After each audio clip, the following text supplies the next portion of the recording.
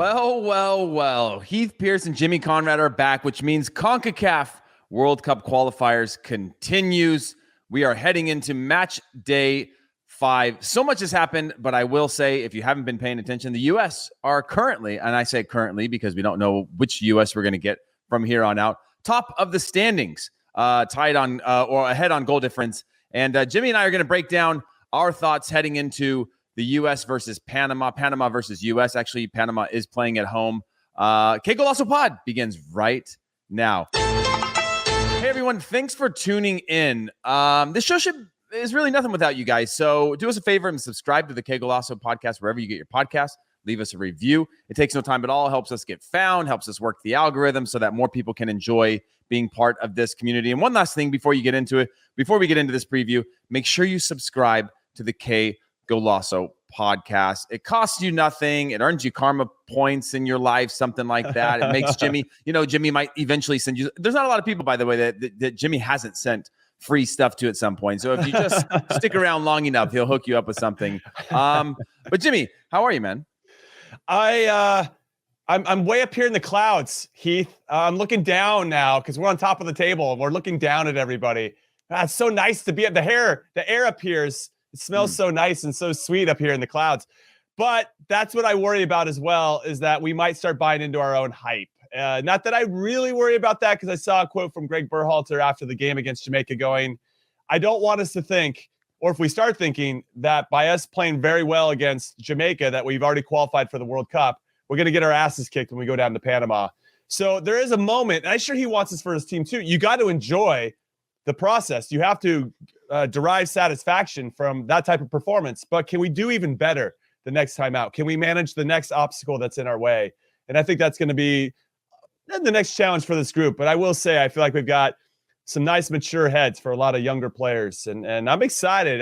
This team, every time I watch them play, there's little things that I really, really enjoy about their performances and individuals that have stepped up when you didn't maybe think they were going to. So it's great. It's a great time to be a U.S. fan. Gregg Berhalter in. I don't know who this Berhalter out people are. Gregg Berhalter in all the way.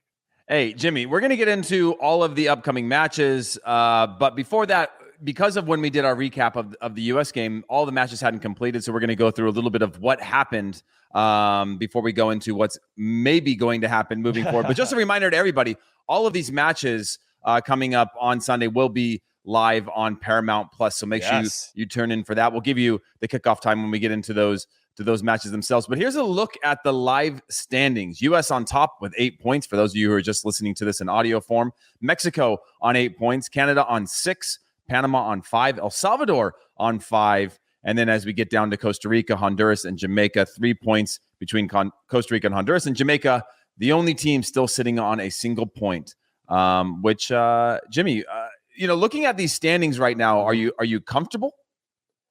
Oh, no, I'm never comfortable in World Cup qualifying, especially after the effects of not qualifying for the World Cup in 2018 and still, a little nervy, but I like where we are. I'm excited that we, despite kind of not playing great for the first 2.5 games in the opening window, find ourselves on top after 4 games. I think it really speaks to this quality that we showed over the whole summer as well, that we can still get results even if we don't play well. So I want that to continue, and that seems to be happening. I will say, speaking of the Gold Cup in particular, there were 2 teams that really stood out during that tournament and kind of showed signs of what they might be capable of this time around. And it's Canada and it's El Salvador. I thought El Salvador was excellent this past game against Panama at home. They really dictated the terms. They were all over Panama. Panama didn't get one shot on goal. Now, El Salvador haven't given up a goal yet at home. They had 2 0-0 draws and then just beat Panama 1-0. So they know how to get it done there. It's away from home that I worry about with them a little bit. And I will say, as a caveat to El Salvador, just to talk about them briefly, they lost their game against Canada on that last match day when they looked tired. They just don't have the depth. So I always feel like we're going to get a good performance in the opening game of a window for El Salvador.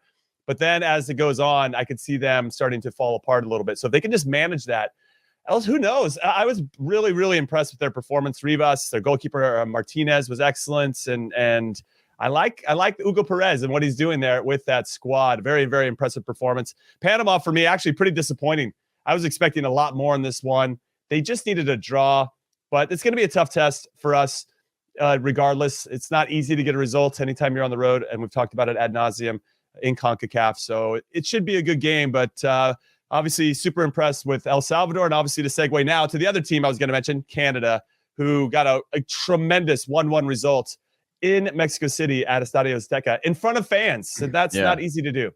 Yeah, I wanted to say, and just for everybody, just so you have the scores, Mexico drew Canada 1-1. They were at home, as Jimmy just mentioned.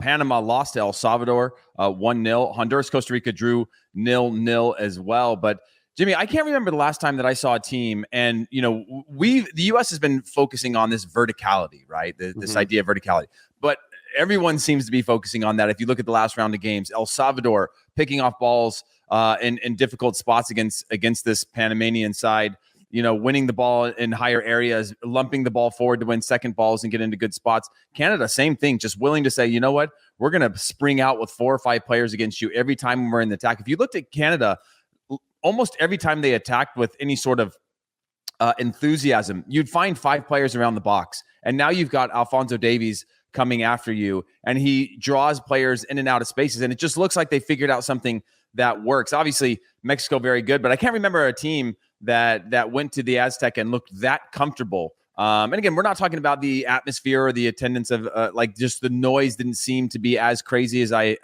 expected it. But nonetheless, playing even at an empty Azteca, it's such a hallowed ground.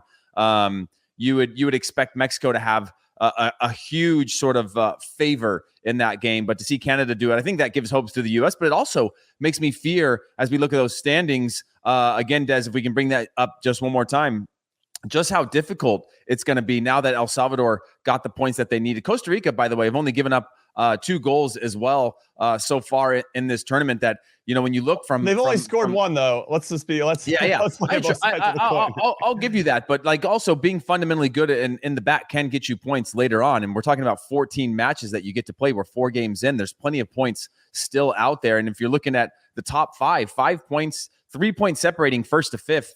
I believe in the U.S., but we can see that being at the helm at the moment, 1 loss and a few things to go the other way. And now you find yourself in 4th place, and then you can find yourself in 5th place. And so I think, the goal is to be able to start separating those packs and not get caught up into that sort of middle leg, kind of how they do in some of those road races where once you get caught in the middle pack, or F1, for example, it's really hard to get out because you're just fighting with people within there to establish yourself for the 3rd or 4th position. No, I would concur with those sentiments that things can change very quickly in CONCACAF, as we've learned many times over in our World Cup qualifying history. This one in particular, and let me just bring it back, because I did want to mention something about Canada that I was really impressed about. And even though we mentioned it in the preview with WISO, that Canada had something in that Gold Cup semifinal where they just didn't look scared of Mexico. And I think that continued when they went down to Azteca. But usually when you play against Mexico in Mexico City, they have double the total passes. And when you look at the stats between Mexico and Canada, Canada was almost even with Mexico in total passes and almost even in possession. And I actually think that's the most impressive thing, because it's so hard to go down there and get a grip of the game, because Mexico is so good at using the crowd to their advantage, to taking any kind of rhythm and flow out of what you want to do. And the fact that Canada was getting meaningful possession in their half, was attacking with we could see it, a real threat, whether it was Alphonso Davies or Jonathan David or whoever else, they were going with that type of commitment. And I think that commitment, that commitment is something that we're seeing from Canada in a way that we haven't seen before, because that commitment is now locked in with belief, and commitment and belief with results that are going along with that is a really, really incredible combination. Unless they're your opponent, and you're like, God damn it, these guys really believe in themselves, and this is going to be a long one. Now, Canada's got a really important game against Jamaica in this upcoming match. And Jamaica, obviously, they're on the ropes right now. They're playing at home. They lost 3-0 to Panama. I feel like if Canada, Jimmy, we got to save these thoughts for later on. We're burying the lead, man. We got to get to you. We got to get to US Panama. You're a good host. I want to get that, but if you give it to me now, I'm not going to get it from you after the break. People got to stay after the break. Not with the same enthusiasm. Go ahead. Yeah. Listen, let's talk US, and then we'll get back to this Canada side, because you and I could talk about this Canada side because it's really impressive. And they're doing well, even though we made fun of John Herdsman back in the summer for calling everything a final, which seems to be working, planting that seed in the mentality of the team, as you mentioned. So this game kicks off 6:05 p.m. Eastern time on Paramount Plus. Pregame show begins at 5 p.m. Panama versus the U.S. Jimmy, Panama went the entire 2018 cycle without losing at home. And again, I'm not really one for grabbing, something that happened almost 4 years ago into now, but there is still this idea of win your home games. And, that helped them qualify for a World Cup. You get your results at home game. I think they only won 2, drew 3, or maybe 1-3, drew 2, but they were still really solid at home. Do you think that is a mentality that they have as well? I mean, we've obviously saw their vulnerabilities now for the first time, I think, in this qualifying against El Salvador, but they're playing at home. I mean, what are your initial thoughts on just the home field advantage for this Panamanian side in this match? Okay, if you're going to start throwing stats at me, I got one for you to counter this. The U.S. is unbeaten in 19 straight games versus CONCACAF teams, which is the second longest streak in team history. They last lost in 2019 against Canada. Now, Gregg Berhalter, of his 39 games in charge, 31 of them have been against CONCACAF, only 4 losses, 25 wins, 2 draws, 4 losses. So I don't know. I think Gregg Berhalter is doing something all right. I will say, though, with regard to Panama in particular, they are missing a few key players. They've got some injuries. They didn't look good. They play a 4-4-2, and they don't get away from that 4-4-2. But just to, if I'm Panama, this is something I'm considering and thinking about. The U.S. have not scored in the first half in 7 consecutive games. And if you can score on them early, I think you put yourself in a very good position to make them suffer in a way that they haven't suffered in quite some time.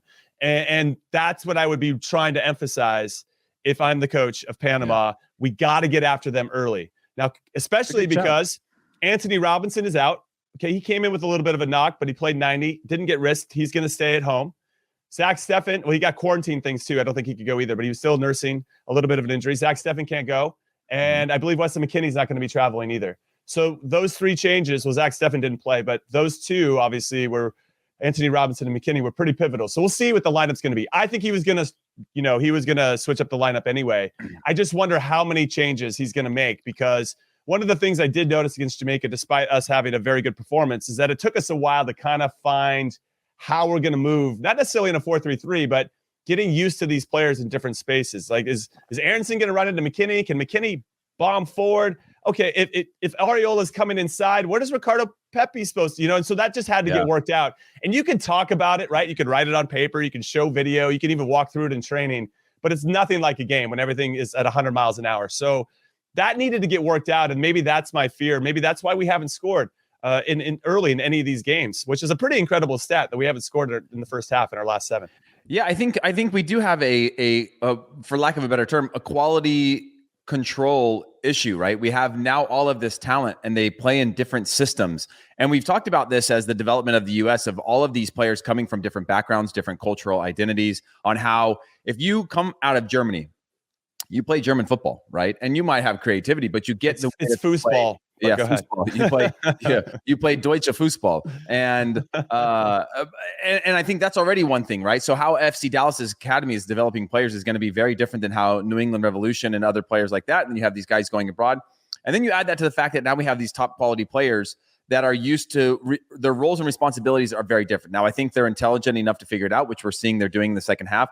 There was some crazy stat that it was like 0 for 11 completed crosses in the first half. This is like 7 or something. I'm butchering the stats for sure, but it was 0, I know, in the first half and then more in the second half. And I think that does play into that. One is trying to find the game, take what the game gives you, trying to understand where the spaces and pockets are, trying to unlock teams, trying to be patient as well. When you know that you have a system that works, but it's not leading to goals, you don't want to dump the system if you see something within all of that. And so, in terms of changes, Jimmy, do you think, we knew Gregg Berhalter was going to make changes, right? He is become our master tinker, and I think rightfully so in some cases, and over tinkering and other times as well. But his greatest tinkering came in the second half for Honduras, but saved his job, maybe. Yeah, saved his job, maybe. And I think there's a maturity in that to understand when you need to make some changes. But do you think that that tinkering, do you think he went into this, 3-match window and was like, you know what, second game, we're going to look something like this. We'll see how this first game plays out in terms of points. Or do you think he had it all along saying, this is who we're going to go with, game 1, game 2, game 3? Or is there a mix of both, you think?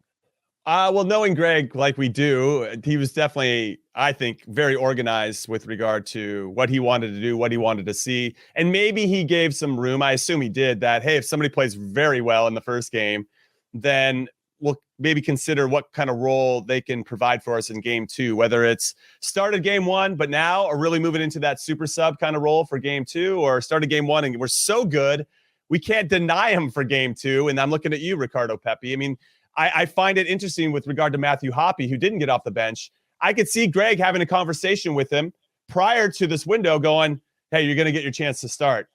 And we're going to give it to you probably in Panama. I'll give him the probably. But then when Ricardo Pepi scores 2 goals, I mean, you can't take that guy out. And you subbed him off early. So it's kind of showing your intent that you do want to save his legs so that he can have that. You want to have some consistency in this lineup. We can't have 11 new players. But my fear with Matthew Hoppe, and he's come out and stated it publicly, he doesn't like playing out on the wing. He doesn't think that's where he's at his best. Are we ready to switch into a formation where we have Pepi and Hoppe playing together at the same time up high? Man. I can't remember last time 2 strikers played together ever in the planet. You know, it just doesn't happen anymore. No, it doesn't happen anymore. And Hoppe has shown that I'd love to see it too, but are we prepared, or can we organize enough with everybody else? And I'm sure we can. I mean, these guys are top professionals to figure it out. But is that are we square peg round hole there because we would just want to get Matthew Hoppe on the field as opposed to kind of putting guys in their best spots? And so it did make me a little bit nervous that because Anthony Robinson's not coming, here we go, Serginho Dest on the left. I'm like, please, for the love of God, don't put Serginho Dest on the left. I'd rather have 18-year-old George Bello playing in his best spot as opposed to forcing Dest to play somewhere. And he came off with a knock, so I really don't think we're going to see Dest in this game anyway. Maybe he wasn't going to play in this one. But these are the little things that I'm curious about, because some of the projected lineups I'm seeing around the internet, and there's a lot of people that got projected lineups. There's a lot of changes. We're talking 7-8 changes, and that's a lot from game to game. And I feel like 4 or 5 makes sense, but you got to put guys in their best spots. I don't want to see Tyler Adams playing wing back and Dest on the left.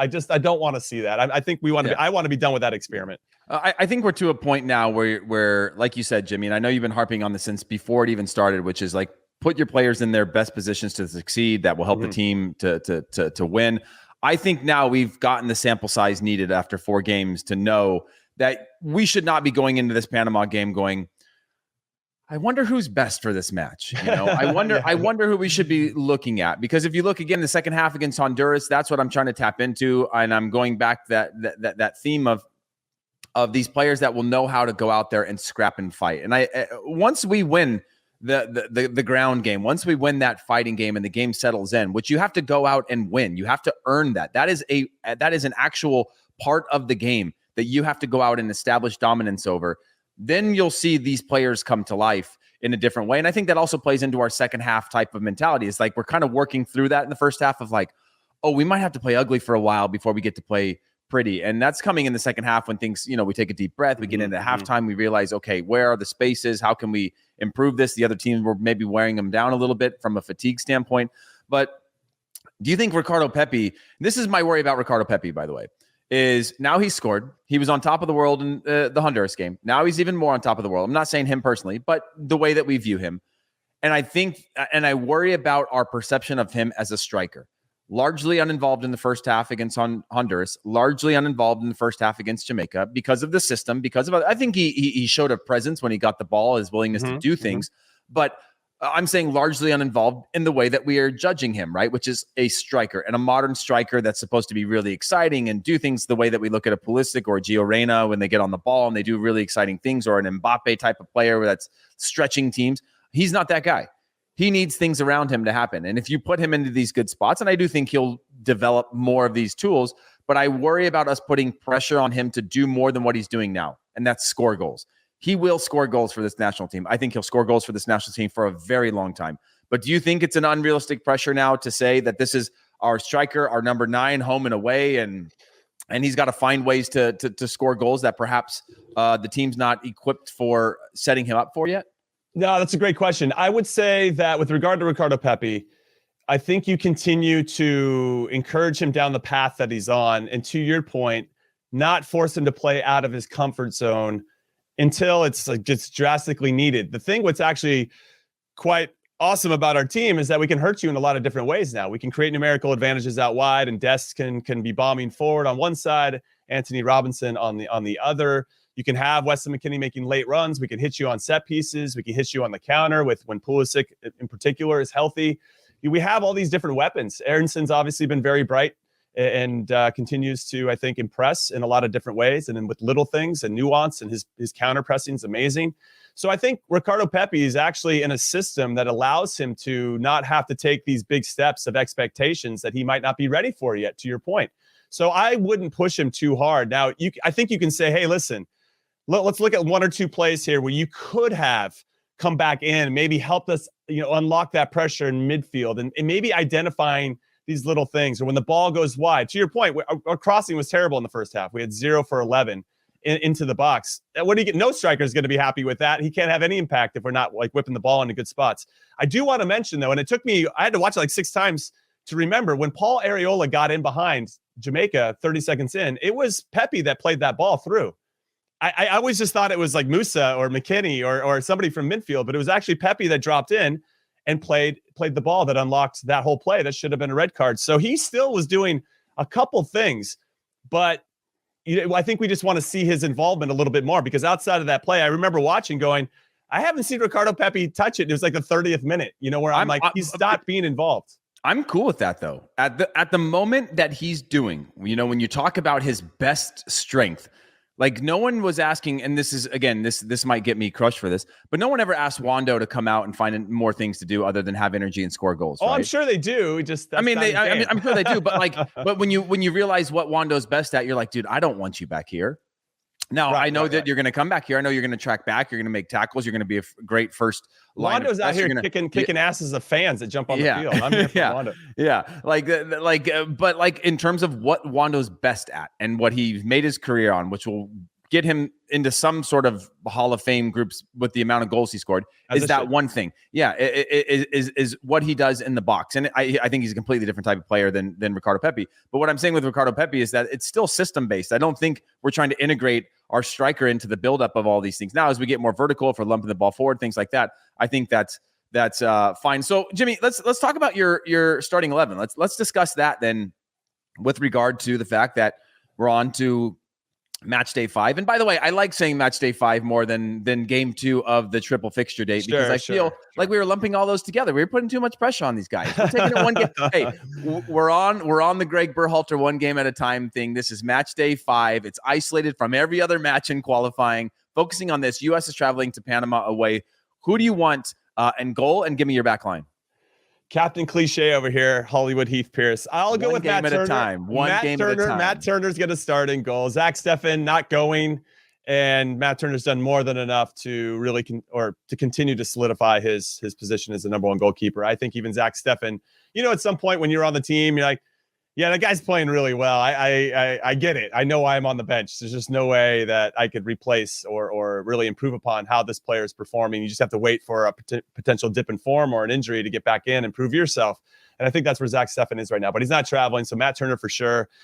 As I mentioned before, Anthony Robinson's not coming. I think that's a bit of a big loss for us. He was pretty pivotal in our last away game against Honduras, scoring early to really set the tone in the second half and leading us into that 4-goal half. Now, George Bello, I want to see. He's got the experience. He's played in some CONCACAF Champions Leagues away from home in particular.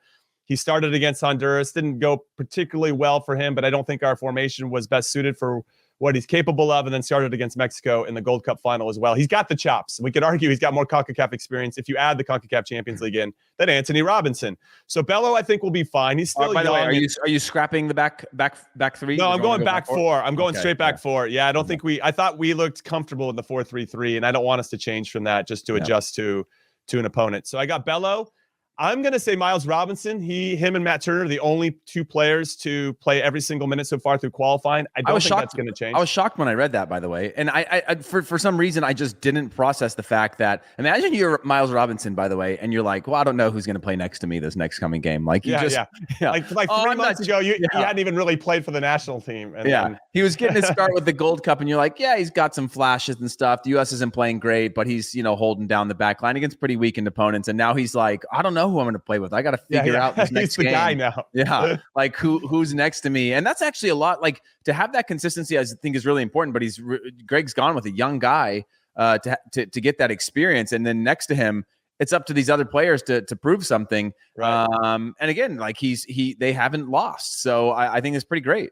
Yeah, no, I think it's great too. He also, as a former number 12 center back for the U.S., I'm very proud to see another number 12 dominating out there. So 8-0-2, Jimmy, by the way. Des just threw this up on the screen. The U.S. has gone 8-0-2 with Matt Turner and Miles Robinson on the field. Well, and by the way, to follow up on that quick stat, the U.S. is unbeaten in 14 straight competitive games, Jimmy. I know. 14 straight competitive games. That's pretty wild. Now, again, it just so happens that those competitive games went from, Nations League to Gold Cup to this, but there's still something to be said to what you've been talking about a lot with regard to all this, which is they know how to get results. They know how to stay in games. They know how to not lose. And I think there's something really powerful in that. And we're seeing that now in the form of statistics, not just individual games. Sorry. Yeah, no worries. I was just going to, actually throw you another easy cliche. If it ain't broke, don't fix it, right? And with Miles Robinson and Matt Turner, there's no reason to bring him out of the team right now. I would actually roll with Mark McKenzie next to him. They obviously have that experience in Honduras. I think there is some rapport there in tough situations away from home. Zimmerman, I thought, was fantastic against Jamaica. He won every single one of his aerial duels. I think he had more I don't know what the name of the stat is, but more takeaways than any other player. He won all of his aerial duels. Every one that he went up for, against Shamar Nicholson, who's 6'4". So I mean, fair play to Walker Zimmerman. And I just thought he was solid. You could potentially roll him out again, but I do think that there was probably some decisions to be made. Like if Zimmerman starts here, we're going to give McKenzie the next one. And because they have that experience in Honduras, I think you roll with that. And then I go with Yedlin. Yedlin also came in on the second half against Honduras. You give Des that rest. Yedlin has more CONCACAF qualifying experience than any other player out on the field. And I think that it's a lot of changes to a back line, but because these players have played together already and have some experience and rapport. And also I did want to mention, just for everybody to think about, and I thought about it while you were talking a little bit earlier, Heath, one of the mistakes that I think Bruce Arena did make the last World Cup qualifying phase is after we beat, Panama 4-0 in Orlando, and then we went down to Trinidad to get that result, he rolled out the same team. And I remember looking at the bench going, man, if you just would have given certain of those players, not all of them, you'd have to change everybody. But if you would have made 4 or 5 changes and gave those other players that were a little bit hungrier to go out and get a result, I bet you we would have qualified for the 2018 World Cup. Now, there's a lot of what ifs there. And obviously, it's hindsight to be a Monday morning quarterback.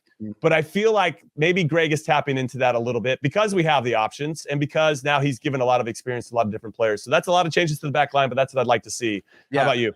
Yeah, I agree with you on that back line. And the only thing that I would say is I'm looking at DeAndre Yedlin in the eyes before the game, and I'm saying, hey, man, pick and choose your moments to go forward. Yeah, you are a defender first. You're playing away from home. Remember that. Right. And you're our oldest guy. And you're our oldest guy. Don't be lead by making good decisions on the ball. Yeah. Don't be the one that's out there making the most mistakes, because then everybody's like, all right, DeAndre's not doing his job. And then when I look at Mark McKenzie or I'm blanking on Miles Robinson. Walker Zimmerman. Sorry. When I'm looking at those two, what I like about both of them, either of them for this game, and it's the same with Robinson, is that there is a simplicity to their game that they have shown that makes the game more predictable. Jimmy, you've played on teams before where you're missing some of your key players in the buildup or your quality or your technical players, and you're forced to play different, right? You know that, okay, I'm Jimmy Conrad. I'm going to play the square ball to a different center back who's not comfortable driving the ball up the field. They're not comfortable with the long diagonal. So now we got to play differently, right? And now you got to find a way to make that person better. So maybe they're laying that ball back to you, or the press or the buildup starts going a different direction. And I think that predictability and that willingness to play simple forces this team or force Gregg's hand over time to go, oh yeah, we're not going to play through everybody. We're not going to play out. I go back to the second half against Honduras, and all Mark McKenzie did was win duels, kick the ball up into the stands, get back into position, and do it over and over again to see out that win. Now, granted, when you're scoring that many goals, it simplifies what your role in the team is. And I think the same thing with Zimmerman. It's just winning those duels, those sub battles of the game, which establishes a different level. So I like that. Let's give me your midfield and I'll give you a front six, baby. Let's go the front six. So we did our back line and goalkeeper. This is a tough one because I feel like Tyler Adams is the type of player that wants to be involved in every single minute. He is captain material. He's not going to want to miss this. However, if you do want to give him a rest and make sure he's sharp for Costa Rica, and Costa Rica, despite not scoring goals, not giving up a lot either. So they're going to be, I think, difficult to get a result against at home. And knowing that, you want to make sure everybody's fresh and not tired. Like we talked about with El Salvador, who rolled out the same guys for 3 consecutive games in qualifying window 1 and looked very tired against Canada on the last one. So maybe Acosta here. I'd almost prefer to see Adams, but Acosta's been such a loyal servant to the country, and he does the job. So I think you could put Acosta here. And then it becomes a little bit, do you go with Leggett? Musa's available. I would love to see Musa continue to roll out and play, but I don't know how many changes you want to make. So this is a tough one. I don't like when Acosta and Adams are on the field at the same time. I'll raise my hand and say I think they duplicate each other. So it's either one or the other for there. And then is it Busio? We saw De La Torre actually come off the bench against Jamaica. So I don't even know. I think it's going to be some combination of Busio or De La Torre. And I think it's going to be probably Leggett at this point. And then I could see him rolling out Acosta. But if Adams was there, I'd be totally cool with that because I like having that consistency in the spine of your team. But Acosta has experience with all these players too. Yep. Then I go with Aronson and Pepi. We knew that was coming because they both got subbed out pretty early. And then I don't think you go with Arriola again. I think he did his job. I think he went out there to run and be a pest, and is exactly what he did. And he did it to the highest level. And he created space, especially on that first goal for us. We kind of got out of the way, so Musa and Weah could kind of dominate that channel and end up getting that cross and having the space to do so. So there's little things that I like about Arriola's game. But I'd almost consider Christian Roldan. He scored, I saw a crazy stat with him. He scored in 4 straight games for the Sounders, 3 in MLS and then the Leagues Cup final. He had 2 goals in 21 games prior to that, and he's on fire right now. So maybe you lean into that with Roldan, who's got experience. He's crafty. He knows how to create space. And you let those guys maybe chip away at Panama for the first 60 minutes, and then you bring on a Weah, and then you bring on a fresh Matthew Hoppe, and then you just go and just kind of crush them because we've proven we are a bit of a second half team. So just let some guys grind out the first half, and then we can bring it on. And similar to what we did in Honduras, and just when the game opens up, when they're tired, we go and smash it and get all 3 points. No, I think you covered that well. The only other option that I would go with potentially is starting Matthew Hoppe instead of Roldan. I think it would have previously been a little bit it would have made me a little nervous having Brendan Aronson, the old Brendan Aronson, but he continues to get better and show that in these big moments, he's becoming a more intelligent player, knowing how to keep the ball, win the ball for the team. But that energy between the two of them, I think, could create some of that, again, verticality that we need. And when I look at how El Salvador was successful, that willingness to just attack with numbers, with pace, bring attacks to a conclusion, there's a real value to that. Jimmy, give me your closing thoughts on this game before we take a quick break. Well, like I said before, I was happy with 7 points this particular window. That would be getting the 2 wins at home, getting a draw away. I'd still take the draw away at this point. You're not allowing Panama to gain any ground on you. And as long as you win your home games and get draws away from home, you're easily going to qualify for the World Cup. I don't think we should deviate from that. And if we get a draw, great. Way to go, boys. Good professional performance. No problem. Let's go home and get all 3 against Costa Rica. If we get the win, I think it's a cherry on top. And I don't want my expectations of what it looked like against Honduras in the second half to kind of cloud what I think we might see here. But we're going to see a lot of changes. And as we mentioned, Gregg Berhalter, whether you love him or hate him, is definitely pushing the right buttons for the squad right now, and I'm here for it. Yeah, I agree. And I want everybody to know, by the way, when you go into those games, you never prepare for a draw. You never play for a draw. No, the players of course aren't not. playing for a draw. You prepare a game plan that says, at a minimum, control what we can control, right? And you go into that game at a point. You go into the game at a draw. And if you can hold a clean sheet, if you can fight, if you can stay alive, you do that and hope you can get 3 points. But at a minimum, you control that draw side of things. But listen, we're going to take a quick break. When we come back, we're going to talk about the remaining matches on this match day 5. If you're listening to this on audio, we'll be right back. If you're watching this on YouTube, stay right with us. All right, everyone, we are back. Jimmy, let's talk about Jamaica, Canada. I couldn't wait. I was distracted earlier. I was afraid you were going to give me all the gold off the top. And I wanted our faithful fans to have to just like wait a little bit longer. Give them the good stuff first, and then we're going to give them the good stuff second. So I want to start off by saying that Canada got an away point versus Mexico for the first time, or for the third time ever, but for the first time since 1980. And I can't say enough about this Canadian team. As I mentioned before, about their commitment and belief. They also have the talent to go along with it. And when they get the results, their confidence is going to grow and grow. And you were talking about Brendan Aronson there, about getting more comfortable and all that. Every time I watch Brendan Aronson play, he seems to be more and more confident in who he is and that he deserves to play for the national team and be an important player for us. And that's so vital in terms of us having success as a group when you have enough players that are feeling that way about themselves and where they fit in. And that really speaks to the culture. With that, I think John Herdsman has put in place with Canada. Conversely, with Jamaica, they're just all over the place. They didn't really look all that threatening. And when they do, they look a little disjointed. It feels very individualistic in terms of how they're going to create their opportunities. There's not a lot of combination play. It's like, let's put it in a good area and hope we get a second ball or something falls our way or whip it in the box. They're always going to be decent on set pieces, but I worry about Jamaica a little bit. And if they lose this game at home, I think they're done. And for me, if Canada really wants to put their flag in the ground going, we are qualifying for this World Cup. We don't hope, we are. They got to go down and get all 3 points here. Because it almost feels like if they lose to Jamaica away, it's not that they wasted that 1 point against Mexico. That was still valuable because Mexico couldn't gain on any ground on them either. But it does feel like, oh, what did we just do against Mexico if we lost to this Jamaica team? So I feel like Canada's going to go at them. I don't think they're going to let up. I think you're going to see their best lineup. And I think this is going to be a Canada win, frankly. Yeah, I agree with that in terms of 3 points for Canada. They've just got too many ways in which they can play now, right? We saw when Canada is disciplined and willing to fight. And again, I go back to that stupid stereotype of everyone in this summer making fun of the coach for saying we're playing it like a cup final or we're playing it like a tournament final for every game in the Gold Cup. And there was just the mentality that I think they built into this team with a depleted roster and these different guys. And we saw when they played their first game against Honduras, they thought they were a little bit better than they were in terms of their need to fight for space on the field, right? They had a bunch of big players and they seemed to sort of think that they could just play through everything because they have the quality to do so. Right. But then I think they got a little bit of a gut punch that told them like, hey, no. Again, similar to the U.S., you got all the quality in the world. You got all the quality to qualify, but your mentality has to be first. And I think they were quick to figure that out and saying, we got to scrap and fight and we got to be disciplined.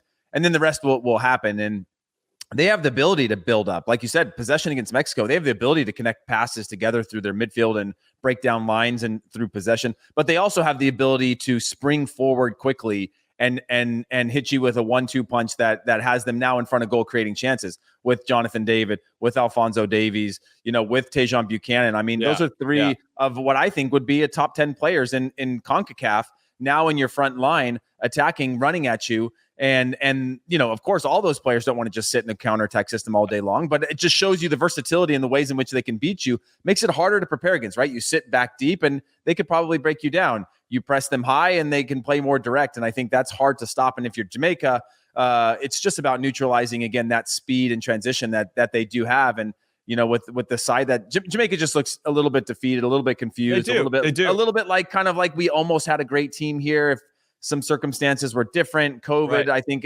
is the number one factor. No fans either in this one. They're not allowed to have fans in this one. So it's going to be difficult. I'll just jump in and say what I also enjoy about Canada. And we've seen it before. We played against them before, Heath.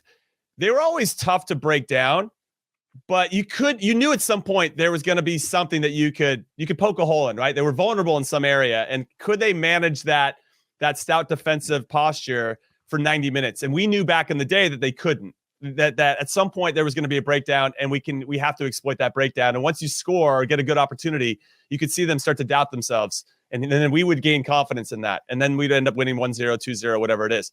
This Canada team defensively are so good, and they fight and they scrap in a way that maybe I haven't seen them do consistently. We've seen it in game, right? For 45 minutes, 50 minutes, but for like 90 minutes, these guys are a pain in the ass to play against. And Mexico just learned that the hard way.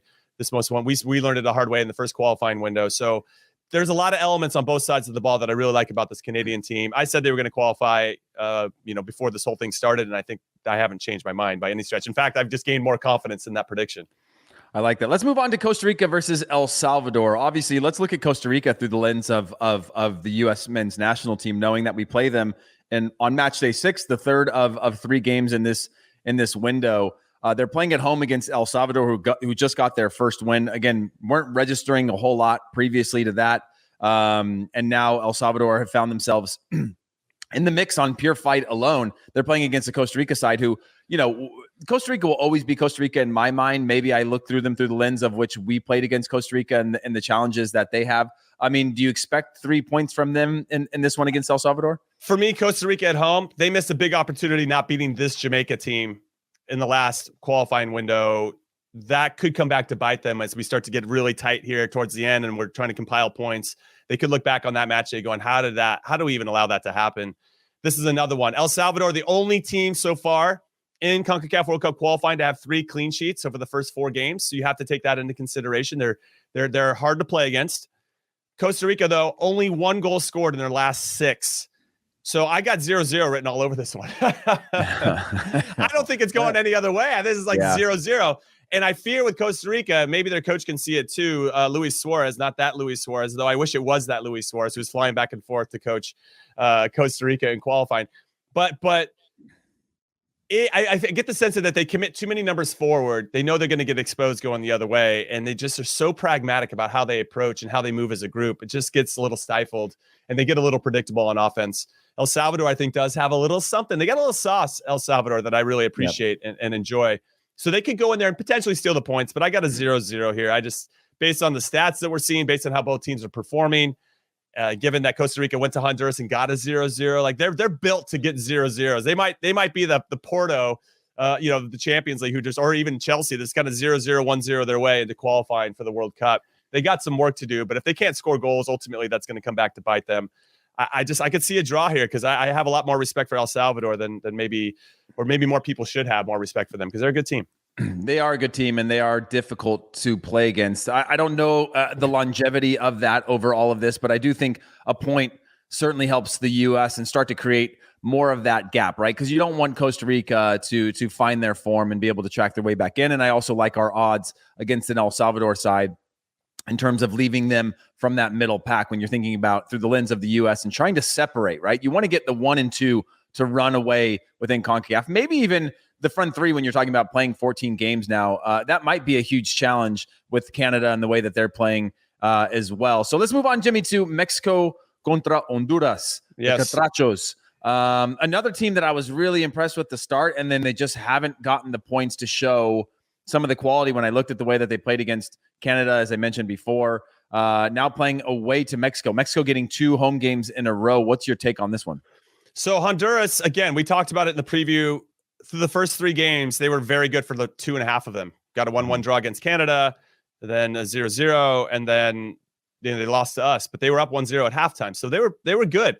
And against Costa Rica in their first match of this qualifying window, match day 4, as that you want to call it, they had 67% possession versus Costa Rica. They outshot the Ticos 25-4. They had expected goals as 1.8 to Costa Rica's 0.2, which speaks to why I'm going 0-0 with that other game. And this Honduras team, you can't sleep on them, and Mexico has to know that. Now, I feel like Tata Martino and his coaching staff and the players are under a huge amount of pressure. They went up 1-0 on Canada, and usually when you have a lead in Azteca, they don't relinquish it. No, they did give up a goal against Jamaica in the first match day that they had to come back and score in the 89th minute. So there is some vulnerability in this Mexican team that maybe we haven't seen. Well, it continues to happen to them in some ways. I thought Hector Moreno was going to start. I think he's going to come back into this one. I think they need him. His presence is just a little bit different in that back line. When he's not there, I think you can tell. And outside of that, though, I like Mexico. They're still a good team. They're going to qualify for this World Cup. I just don't think it's going to be as aesthetically pleasing as Mexican fans want, where they're cruising, they're number 1 the whole time. It's just not that easy, right? It's just, this is CONCACAF. Chaos is what we expect and what we get. And it's not going to be easy for anyone. And ultimately, that's going to make you a better team as you head into the World Cup anyway. So hopefully Mexican fans can chill out. I like Tata Martino, and if you fired him, I don't know who you'd bring in at this point. So you have to take that into consideration too. But, if he loses this game, I don't know if he'd get fired, but man, he would be really close to getting fired. I mean, they're second place. I know it's U.S. versus Mexico ultimately with the job of Tata Martino, but like, lose this game, you still might be in second place. And like you're technically in first on goal difference. So I think, again, it's all a game of moments right now, and there's plenty of games to play. And I think this squad, but they do look vulnerable, Jimmy, and I agree with you. Let's go through real quick and give our score predictions. I know that you've given them along the way, but starting with Panama versus U.S., which, by the way, again, is 6:05 p.m. Eastern time on Paramount Plus. What's your score prediction for this one, Jimmy? Yeah, my heart says 2-1 U.S., my brain says 1-1. 0-0 in the Costa Rica game.